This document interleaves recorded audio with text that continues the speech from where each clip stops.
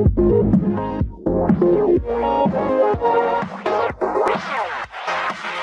what's up YouTube?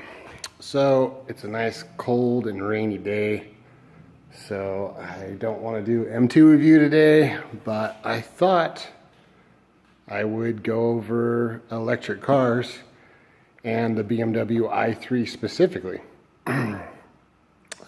This is a 2014 used BMW i3. It is the Terra edition. I got mine in late 2014, so I've actually, this isn't the exact same car, but I've owned one of these cars for 2 years, and I put 25,000 miles on this car, and I absolutely loved it. And I feel like people don't understand electrics very well, so I thought it'd be a good opportunity just to kind of show people what an electric car does and why I love them so much. And especially the i3. It's an amazing car. One of the best cars on sale today. Really, really good. So let's take a look at it. So if everybody I showed my car, you know, had mixed feelings on the way that it looks. It's just a little small, boxy hatchback. I love it. I personally love it, have no problems, and I think the reason why I'm good with the car is because I understand the functionality. You know, there's a reason for the way it's designed the way it is, and the way it looks the way it is, and it's to be efficient, you know, efficient and not just work. The i3 is probably the first car, I swear, in 50 years where they've really got to just have a clean sheet of paper and start from the ground up and build a car in a whole new way. So yeah, let's go over it. So the looks, I like them. You know, some people have mixed feelings about, they call it their, I think they call it their, oh, it's like a tuxedo style, like, so they're always black here on the roof.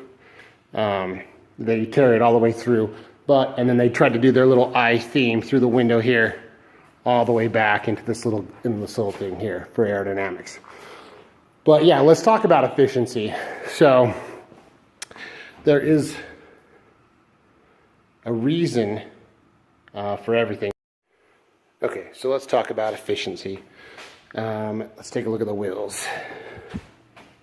So there's several different wheels on an i3, and they're all designed to create less drag.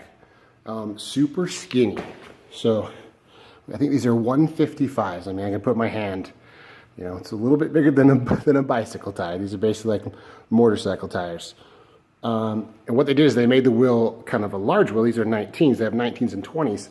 And they extended the contact patch. So the contact patch down here, you have a good amount of contact from front to back, but not as much from, you know, in like depth-wise. But it still has great traction and a good contact patch. But everything's for efficiency. You know, from the way the air flows over the fender, you know, and hits the mirror and comes back, and then the choice of materials. Let's talk about materials, because the materials are pretty impressive. On electric cars, another quick thing, on electric cars, you don't have any holes in the front. There's no grills. I mean, they put this here for style, the kidney grill, but there's nothing, they don't need to catch air. There's nothing to cool down. And so, yeah, this car, you'll notice, is kind of razor blade-ish. It's pretty, like, skinny. So a really small, skinny little car, and it cuts through the air and has a low coefficient of drag, which makes it efficient and just great to drive. So let's take a quick look. So we got up top, they've got a little piece of polished carbon fiber that goes across the whole top. Let's talk about what it's made out of. So we've got lighting, we've got full LED lights. It's all plastic, so we've got plastic everywhere. So it's kind of like taking one from the Saturn days. which is kind of cool. You never see i3s with dents because, you know, it's pliable. It doesn't dent. So what you've got is you've got an aluminum rail, okay, that holds your suspension, your motors, your batteries, the whole deal. Then you have a CHRP, so a carbon fiber reinforced plastic tub that goes over the top of that. And then you've got the plastic body parts that go over that. If you wrecked this piece, you could literally just go get a new piece of plastic, have it painted, and it will literally just pop right on. So really cool way to design. Most cars are unibody. So most cars, your unibody frame starts right there at that fender line, but it's a frame, it's all one piece, and it goes into the rear quarter panel. That's a unibody, and that's how most cars are constructed. This car is not like that. This car is aluminum rail, carbon fiber tub, and then plastic panels on the back, or plastic panels on top of that. So this is the range extended model. You notice you see two gas doors. This is your battery door here with your charging ports. If it'll open. So you've got your level 1 and level 2 charge port here. And then this is like your level 3, which is a BMW kind of deal plug. Some of the dealers might have it. I've never used level 3. Level 2 charges so fast, I've never even thought about using, or level 2 charges so fast, never even thought about using level 3. I like how they put a light here. It's super nice. When it's charging, it flashes blue. So really, really cool design. And I think that's the difference between BMW and a lot of other cars, is just the engineering is so good on this car. Let's go around to the back. Really like this part of the car too. So this is basically like Gorilla Glass, like what your phone's made out of. And you've got your LED lights that are behind the piece of glass. So you have one fluid piece of glass all the way across. I think it's a beautiful design. I get why people don't like the way it looks, but I love it, man, because I understand it. I think that's really the key. You need to understand why it looks the way it looks. And for being a smaller car, when you get inside, it feels awesome. I'm 6'2", 6'3", and it's so comfortable in this car.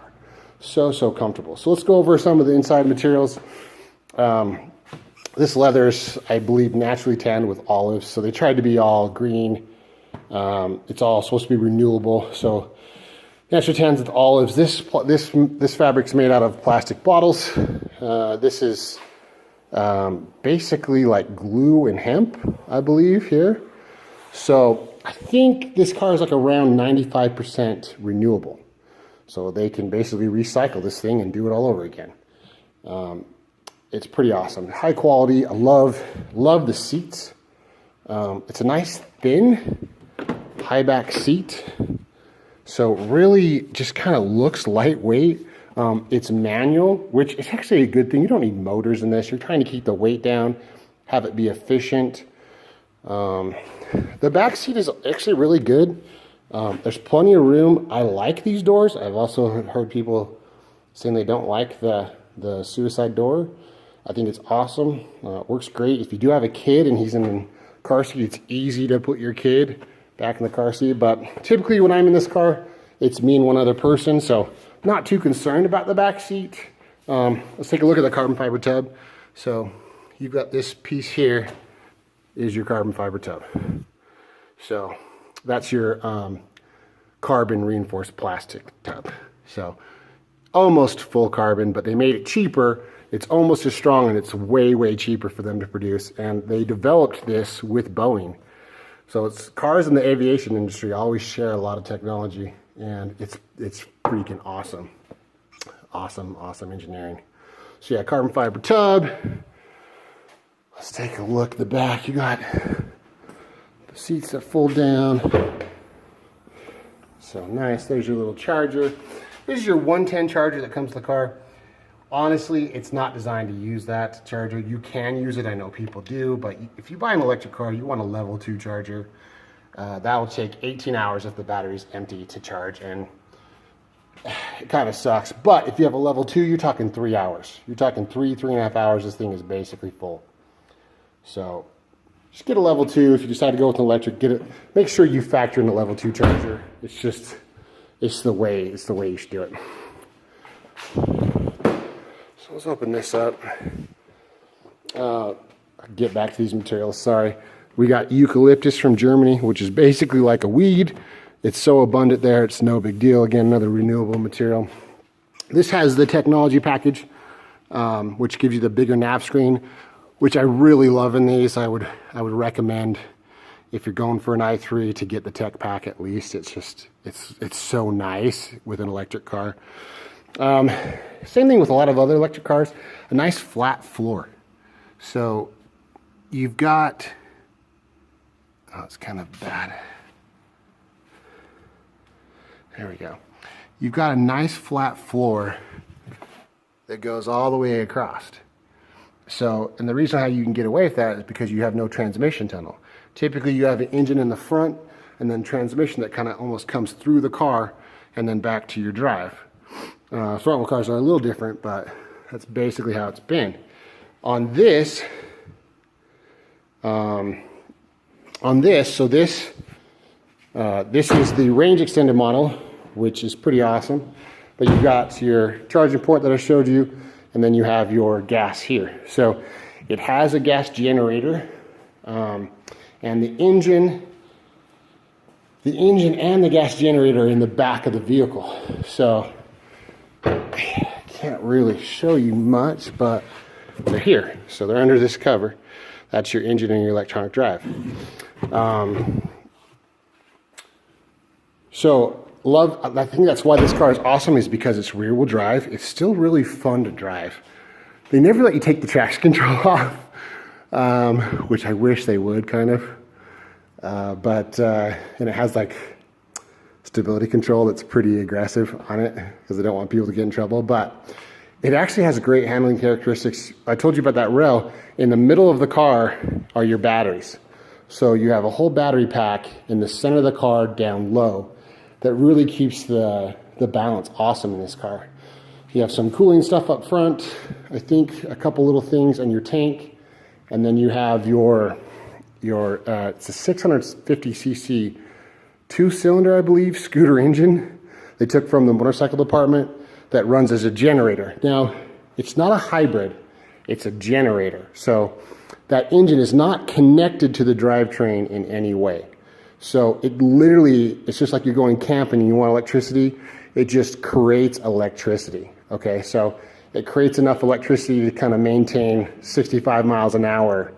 It has 2 gallons of gas, and it will do about 80 miles on 2 gallons of gas.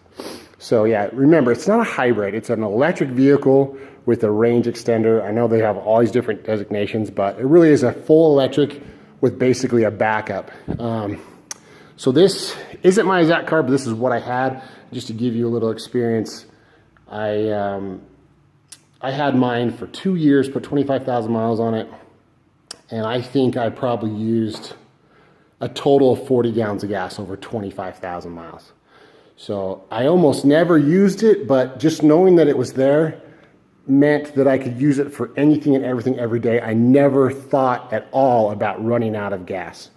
Running out of juice, running out of power.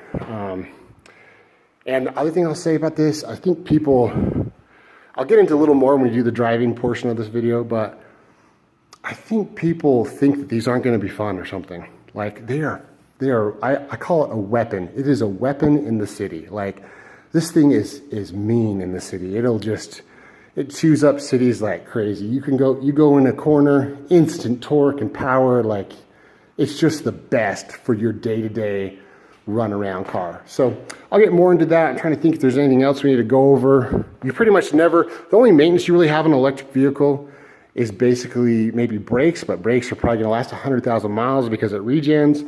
You got tires, they're fairly cheap on this car.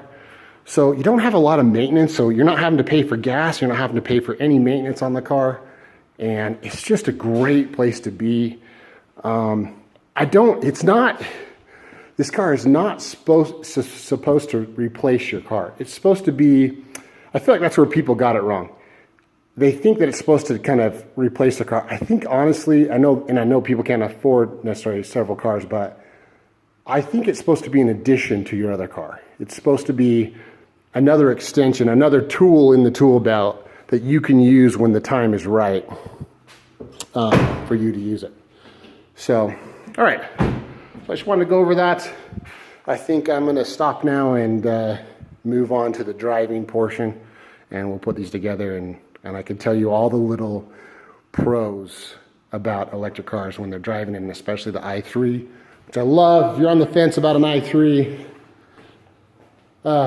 it's hard to live with that one once you've had one. It's such a great car. So anyways, we'll go do our driving review, and I will get back. Okay, thanks.